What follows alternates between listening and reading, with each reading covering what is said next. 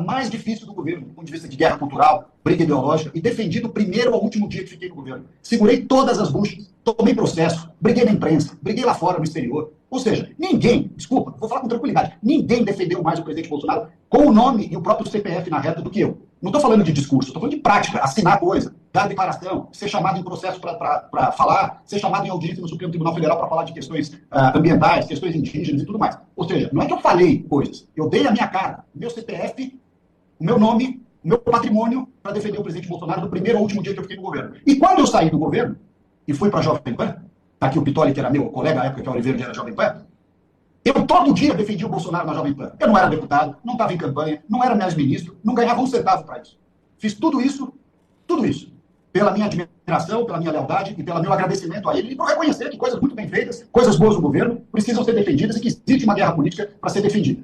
Agora, veja bem, isso não nos torna, ainda que eu tenha sido eleito no PL, e aliás, que eu fui para o PL, porque o Bolsonaro foi, é verdade. E eu sabia que o Valdemar tinha aquele histórico de mensaleiro, de tudo isso. Também é verdade. Mas nós fomos no pressuposto de que o Bolsonaro, sendo a grande liderança que é, né, era a oportunidade para botar ordem na casa de um partido que estava abrindo as portas. E ele botou ordem na casa em muita coisa. Mas muita coisa o PL não deixou fazer. E nessas horas, é preciso ter uma análise muito fria para ver o seguinte: enquanto a gente aqui teve os votos, né, pega a lista, estou falando de São Paulo que eu conheço bem, os outros estados não posso falar. Quando nós aqui tivemos votos, Carla Zambelli em primeiro, 940 mil votos. Eduardo em segundo, 740 mil votos. Eu em terceiro, 640 mil votos. Depois mais embaixo, Marco Feliciano, não sei quem, Derrite e tal. Você pega a lista dos eleitos, é só candidato de direita. E, em geral, os candidatos da turma raiz, valdemarista, maquinista, estão lá no rabo do foguete. 70 mil votos, 60 mil votos. Tirando o Capitão Augusto, que teve uma boa votação, a maioria foi tudo ali, ó, 90 mil votos, 100 mil votos, 70.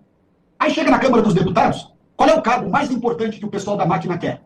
Que o pessoal do sistema quer? Relatoria do orçamento, que é quem lida com dinheiro. Para quem que vai a relatoria do orçamento? Deputado valdemarista. Cargo na mesa. Quem que vai para cargo na mesa? Deputado valdemarista. Liderança do partido na Câmara dos Deputados. Deputado valdemarista. Ou seja, nós fizemos votos e eles ficaram com os cargos-chave. Então, quando eu te digo que as coisas não são bem assim, não é uma crítica ao Bolsonaro, de jeito nenhum, é simplesmente a constatação de que há certos momentos que a gente precisa botar um pé no freio. Precisa fazer um freio de arrumação. E nem sempre você fala, eu estou junto daqueles que ganharam. Meu filho, você ganhou o abacaxi, mas eles ficaram com a polpa, você ficou só com a casca. O que adianta? O abacaxi é de todos, mas você fica com a parte dos espinhos e o bonitão fica com a parte da polpa, com a frutinha gostosa. Então, veja só. Nós temos, sim, a oportunidade de fazer coisas muito importantes. O pessoal fica criando desavença. Ninguém foi contra a autoridade, a ascendência do presidente Bolsonaro. Só que há certas situações, e São Paulo é uma delas, em que a própria ascendência do Bolsonaro foi colocada por eles em causa. Você vai se lembrar que quando o Bolsonaro decidiu, de fato, que nós não avançaríamos com a minha candidatura, não iam insistir mais nisso, e declarou que o Melo Araújo ia ser o vice, eu fui um dos primeiros a falar, ok, beleza. Aí o que aconteceu logo em seguida? Não vamos esquecer isso. Todas essas lideranças que estão lá no entorno do Nunes, cercaram ali o Tarcísio, todos aqueles que estão lá, os líderes dos partidos da aliança do Nunes, não queriam o Melo Araújo. E estavam cozinhando o Bolsonaro para não deixar chegar, não deixar fazer o Melo Araújo vice. Passa um mês, passa dois.